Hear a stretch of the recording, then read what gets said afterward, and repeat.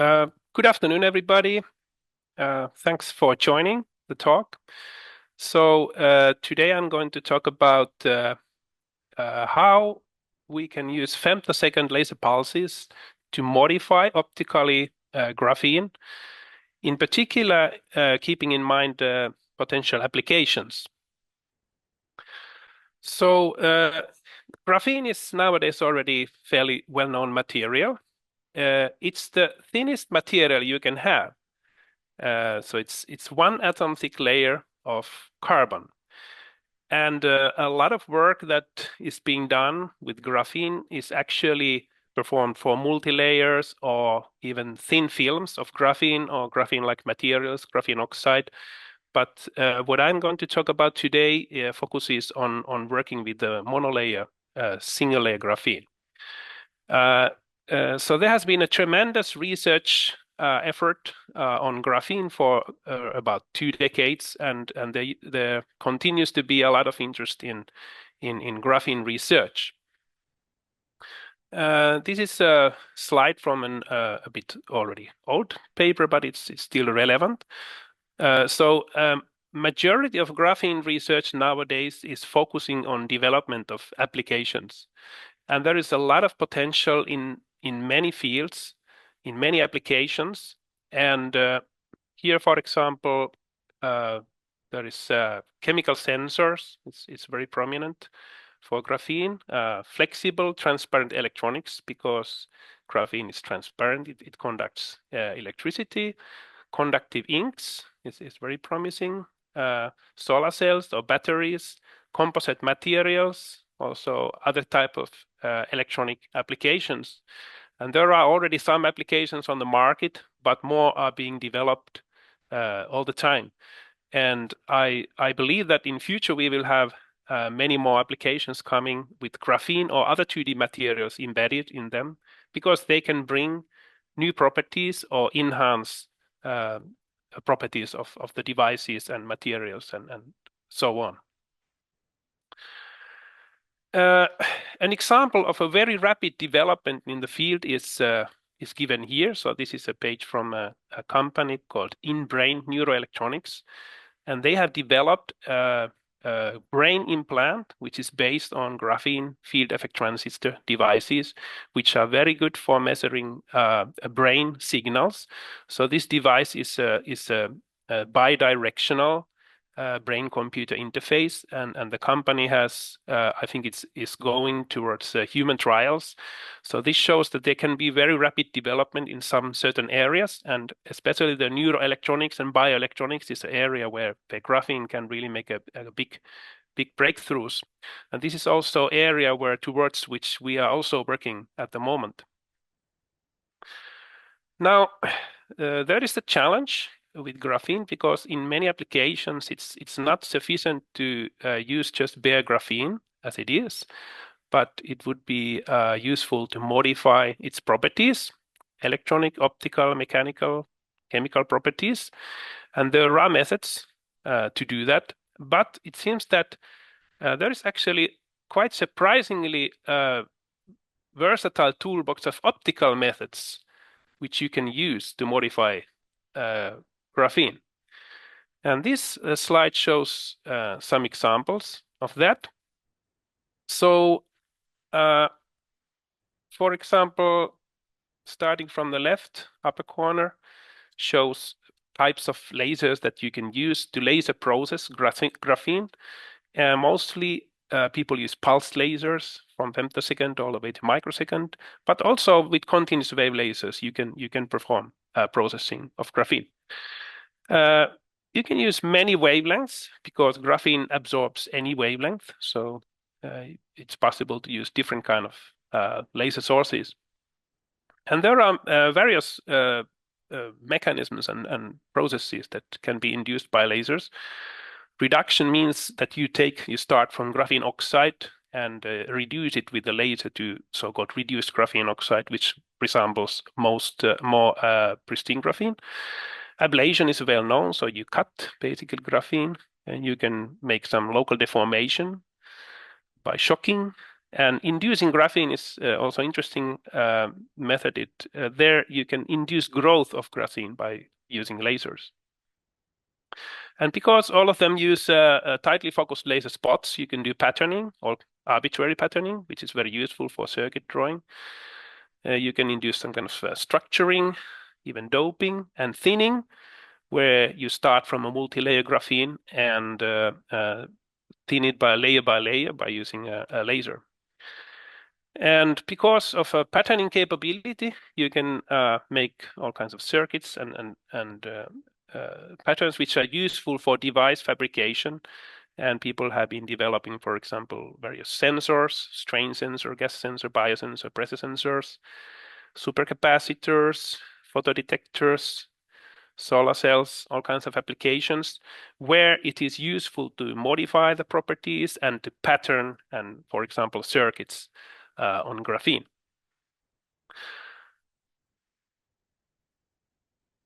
Now, we have discovered a method which we call two-photon oxidation of graphene.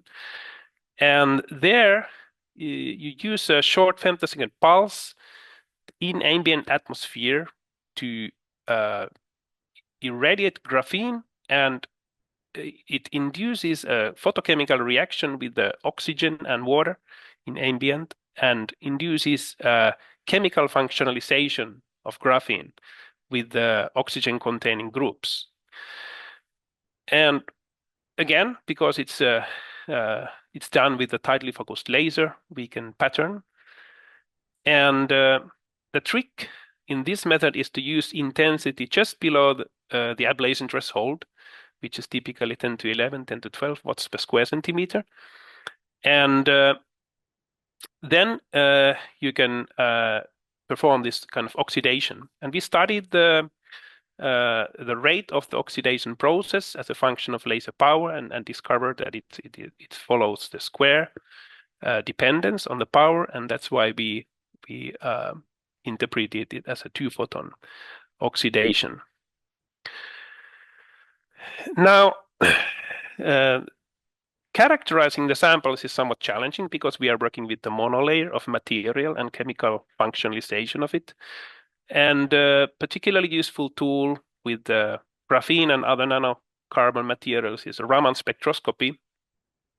And on the left, we can see a typical Raman spectrum of monolayer graphene in black. So we have a characteristic so-called G band and a 2D band. And when you functionalize graphene, it corresponds to breaking the lattice symmetry. And from the graphene point of view, you generate defects in the lattice. And when you make defects, you induce or activate so-called D band, the defect band. And it's a very prominent and intense. And the appearance of the D band can be used to monitor this oxidation process. There is also so-called D prime band, which does the same thing.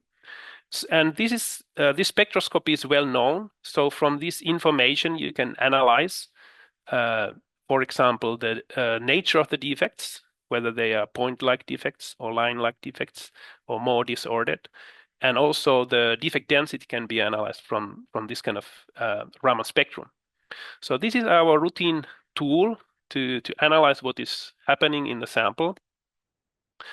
And on the right is a kind of illustration that this graphene functionalization works in a fairly narrow parameter range of laser fluence. And if you use too much, you ablate. If you use too little, you see no effect. So the trick is to use proper intensity range. Now, then of course we make all kinds of patterns, and when we start from the individual laser spot, focused laser spot, then we do raster scanning and program it suitably so that we can draw arbitrary patterns. And this is our kind of a favorite typical pattern. It's an array of squares, so square matrix. And in this kind of samples, we can then, for example, vary irradiation time per square or irradiation intensity, and that forms a nice array of samples. So each square represents its own sample, which we can study by various spectroscopies, and all the time we have a reference sample. The pristine graphene is standing next to the squares, so it's very good geometry to investigate the processes going on. Here, for example, is a micro XPS study of that kind of a sample. So this is collaboration with the group of Wei and Woon in Taiwan National Synchrotron Facility. So they can do XPS with the micrometer spatial resolution. So here in the upstairs in the center is a XPS image of a square matrix pattern, which has been written with the laser. And you can see the squares here. And now from each square, one can measure the XPS spectrum and see the evolution of the material when we increase the irradiation time or intensity. And on the left is the analysis of the spectra, and on the bottom there is kind of a pristine starting point, and then after oxidation we see appearance of the new peaks and shift of the peaks, and they have been interpreted as originating from hydroxyl and epoxide groups, which is quite typical for graphene oxide. But we have very little carboxylic acid groups, which is otherwise common for chemically produced graphene oxide, and that is presumably because carboxylic acid groups are often associated with grain boundaries and flake boundaries and broken lattice. So the lack of carboxylic groups is presumably because we still maintain the carbon network integrity. So then from this information, one can form kind of evolution of chemical groups as a function of irradiation time. And then we understand pretty well what is the chemical composition of this material. Now, this is, I show one slide. This is very recent work. It's still unpublished. It's submitted work.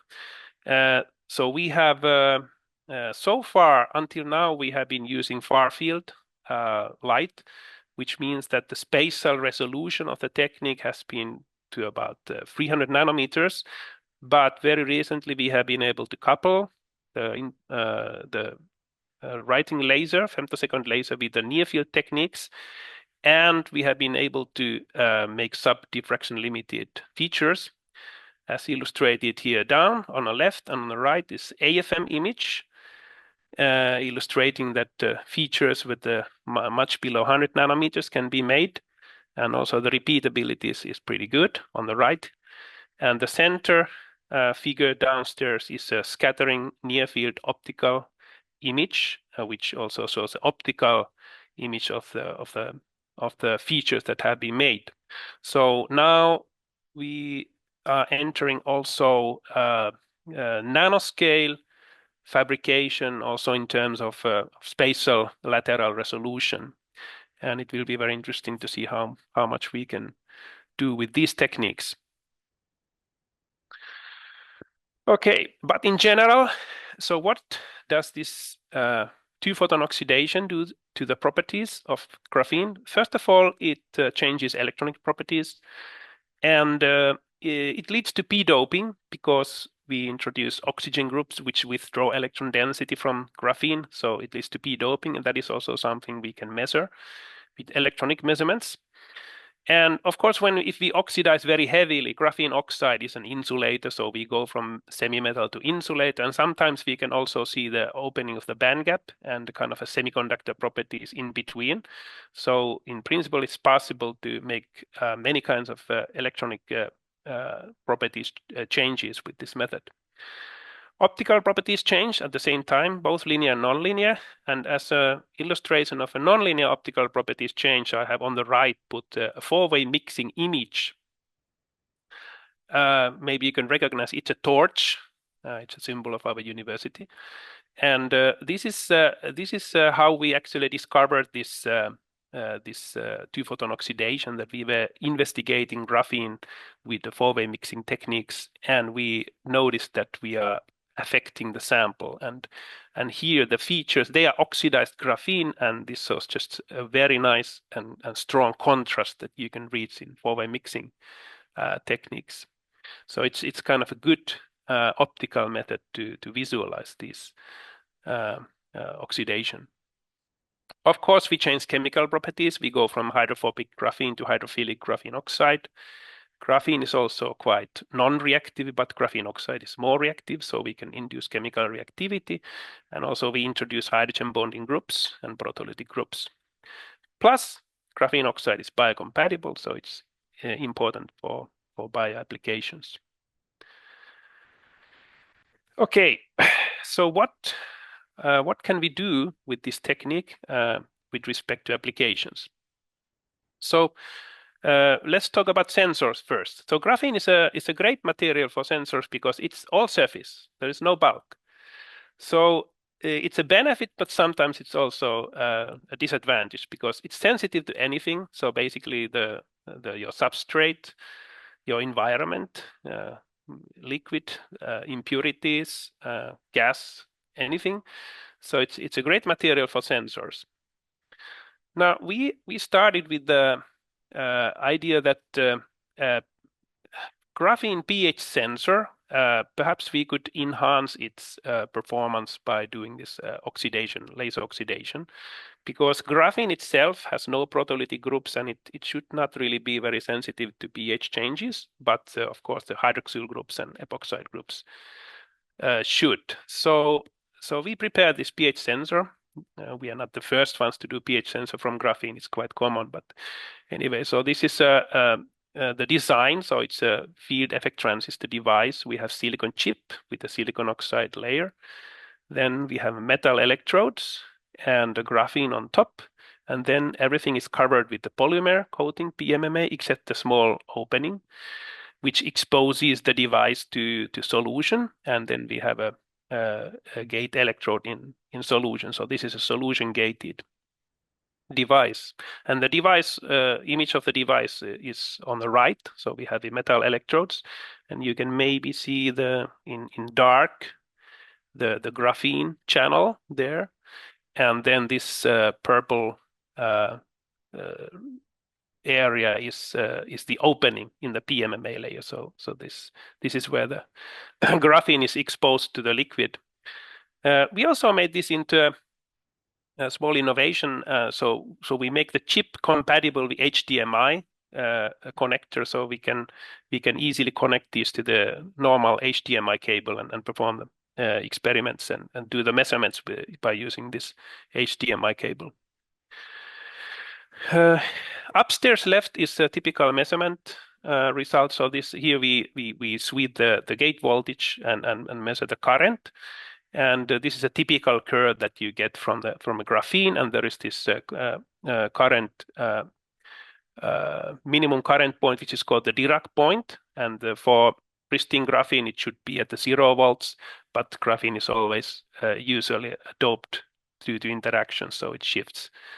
But now this whole curve shifts as a function of pH, and then we measure now the position of the Dirac point as a function of pH, and that forms the basis of the sensor operation. And then the idea was that we can maybe enhance the sensitivity with laser oxidation. So we made the devices and studied them systematically by oxidation. And here on the left, we have a result of these studies. So basically on the x-axis, we have level of oxidation, and this is described with the Raman intensity ratio of D peak to G peak, and this is not directly oxidation level, but it's proportional to the oxidation. So basically, from the left to the right, the oxidation increases, and we can see that we do increase the sensitivity, which is the y-axis, to some extent. It's not dramatic, but it's maybe 20-30%. So it works as we hypothesized. If you go to the extreme left, we see that the initial device, which is non-oxidized, actually is quite sensitive also, which is not what we expected. But we learned here with these samples that this is probably due to polymer residues on the device. And this is something that the whole community, everybody is struggling with the polymer residues, because you use polymers to transfer graphene, and it's very difficult to get rid of all the polymer residues. And they work in a similar way as the oxidation, that it actually sensitizes the sensor. And we believe that if we would have been able to make completely pure devices, sensitivity for pristine devices would be much lower. But anyway, when we do the first oxidations, actually it goes down, the sensitivity goes down, and this is because there is some kind of a laser cleaning effect of the polymer in the beginning until it starts to increase again. So we do see enhancement of the sensor device, not dramatic, but the principle is, I think we understand the principle here, and useful effect was shown. Here is another example. We wanted to develop a calcium sensor, which could be good for measuring neuronal signals. And here we also studied in a similar way the effect of oxidation, but also functionalization of the devices with the calmodulin, which is as a calcium receptor protein. And the idea with the calmodulin was that to sensitize, but also induce selectivity, because graphene is very sensitive, but it's not selective. So that was one topic of the investigation.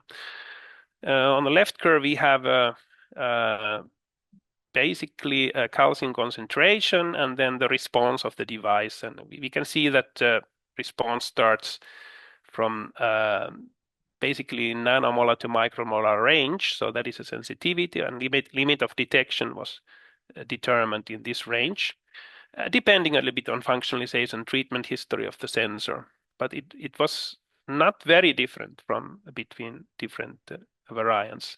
But the main point was that on the right, we have again, we have a parameter which is basically sensitivity, and there are two sets of devices, the red set and black set.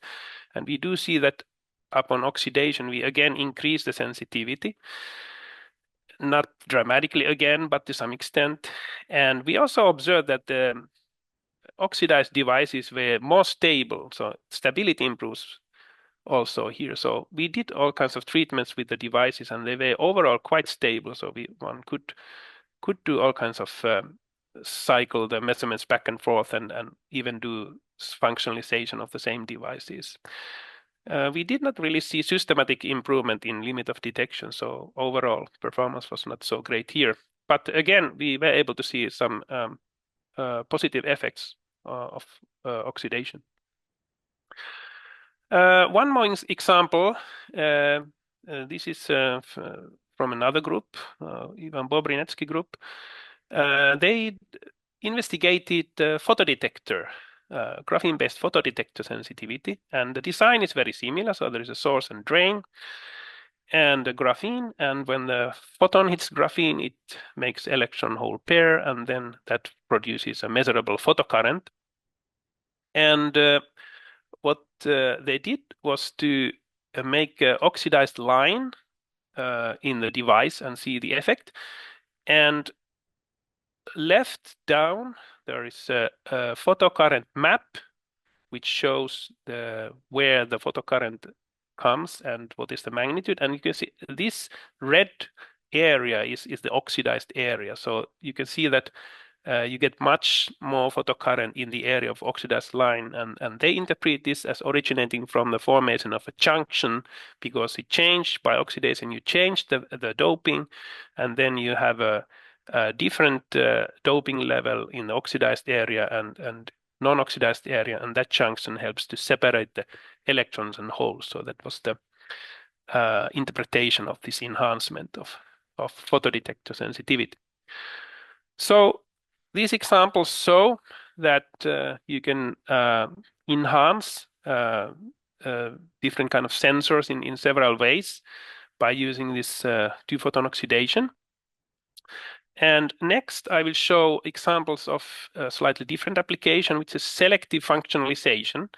And there, the idea is that since we change the chemical and surface properties, we can maybe guide immobilization or adsorption of molecules on graphene by two-photon oxidation.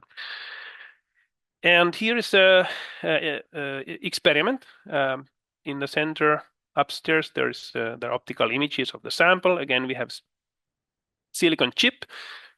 We do make a markers on this grid is a marker grid, which helps us to find a region of study. And there we make this kind of square pattern again. On the right is AFM image of the square pattern. You can see that the oxidized areas are slightly elevated, and that's why you can see them in AFM. Now, when we perform incubation with the protein, which is fluorescently labeled, and do fluorescent imaging here on the left, you can see that the primarily fluorescence is coming from the area of the oxidized squares. So that shows that we can selectively immobilize this protein, which is in this case bovine serum albumin. We also did this for horseradish peroxidase, that it is preferentially immobilized on oxidized areas. So there is a stronger interaction of oxidized graphene with the proteins. You can see the same effect on the right with the AFM image. So on the upper line, there is no immobilization yet, but in the center line, there is first immobilization and round and then next. And you can, especially in the lower image, you can see that there is a material is really preferentially depositing on oxidized squares. So that is the way then to target proteins on certain areas or make patterns of proteins. Now, this is based on non-covalent immobilization, and it works to some proteins, but not for all. So some proteins are not much favored. So it depends on the structure of the protein. And now we are working towards also going towards covalent functionalization. So that is something we are trying. But this is another example of how we can affect these proteins by laser oxidation in a different way. So this is a little bit more detailed AFM study of a sample. In this case, again, we use this calmodulin, which is a calcium binding protein. And here, again, the oxidized area is here on the left and right upper corner, and the rest is non-oxidized pristine graphene. And the close-up is shows that the morphology of proteins is very different. It's like this kind of sponge-like network-like morphology on the pristine graphene, but very different kind of morphology on the two-photon oxidized graphene. So that means that protein is binding differently, and it has a different structure. In this case, we don't know if the function of the protein is maintained in either case or both, but we have studied, for example, with horseradish peroxidase that it maintains its activity, enzyme activity on oxidized graphene, but it is reduced. The enzyme activity is reduced from the free or from the protein bound on pristine graphene. So that shows that we can affect also the morphology of the proteins. Now, kind of a little bit similar, but a different technique is atomic layer deposition. So ALD is really one of the key technologies in a modern society. So it's electronics industry is heavily dependent on that. And because electronics industries, the technology is developing all the time, so ALD also has to develop. And one of the kind of areas of a lot of interest is area-selective ALD, where instead of depositing material everywhere, it would be useful to be able to deposit material selectively on certain areas. And the idea here is that maybe we can use this two-photon oxidation to induce this area-selective ALD. And this is how it works. We start from the graphene, we do patterning with two-photon oxidation, and because we introduce these chemically active groups, that is active with the ALD chemicals, whereas the pristine graphene is not. And then we do ALD processing, 200 degrees, and we grow here zinc oxide, and it reacts selectively on graphene oxide and forms this area selective thin film. And even more surprisingly is that when we do thermal annealing after that, we actually can heal almost perfectly the graphene below, under the ALD coating. So it becomes more pristine like graphene. Only a little bit of oxidation remains. And I would like to stress out here that even though this is now targeted for graphene, we can put graphene basically on any surface. So that means that we in principle, we could also use graphene as a template to do this area selective growth on any material. So it doesn't have to be limited to graphene only. Okay, so that was cartoon, but here is the experiment. So here is upstairs is optical image. On the corners there are markers, but you don't see anything in between. And downstairs is AFM image again of the square pattern. On the right is it's a cross section of these oxidized areas. And then we do ALD. You can already see in optical image that we have growth, selective growth, and on AFM image, you can see that very nicely the coating grows on selectively on oxidized areas. And on the right, cross section shows even much better that. So here we grow something like 6 to 7 nanometer films or coatings selectively on the oxidized areas. When we do thermal annealing, you don't really see any difference in optical image or AFM, but when we look with Raman, we can see that material graphene is healed. And of course, we can do arbitrary patterning. This is just to show that we can make all kinds of patterns with area selectivity. And I should say that this process is really heavily dependent on the purity of graphene. So any polymer residues and wrinkles and imperfections then lead to loss of selectivity. So here the requirement for good quality graphene is very high. So that was zinc oxide, but it seems to be quite general. So we have now been able to do several coatings, and here is an example of a atomic molecular layer. So this is an organic growth of organic layer containing lanthanide, in this case europium, ions. And again, very similar result. We had the oxidized pattern, and we can do fairly selective growth and quite nice and smooth film on top of that, up to about 10, 11 nanometers. And now these films, they are luminescent. So here is a Raman spectrum, but also the broadbands are europium luminescence. And we have done some spectroscopy on them, so we do understand the emissions. So they come from europium, and here is a photoluminescence map. We also did a lifetime mapping, and this also quite nicely shows how the organometallic luminescent film is selectively grown on the oxidized areas. So we think that this is quite promising for various applications because ALD is such a important technique. Okay, so I think I have used about half an hour, so let me summarize that I hope I was able to convince that laser-induced two-photon oxidation is useful technique. You can use it to modify electronic, chemical, optical, and mechanical properties of graphene. And since it's a laser writing method, one can do arbitrary patterning. And with this technique, one can modify many properties, electronic properties, which can be used to enhance photodetector sensitivity, pH sensor enhancement, selective immobilization of proteins, tuning of molecular self-assembly, area selective ALD, MLD, and so on. So it's basically there can be many interesting applications, and we are working towards showing that it can be useful. And of course, if there's somebody who's working on materials which might benefit from technique, it's collaboration is very welcome. So many people contributed. So here are the current and past group members and collaborators and funders. So grateful for all of them. This was a result of many people's work, and thank you very much for attention.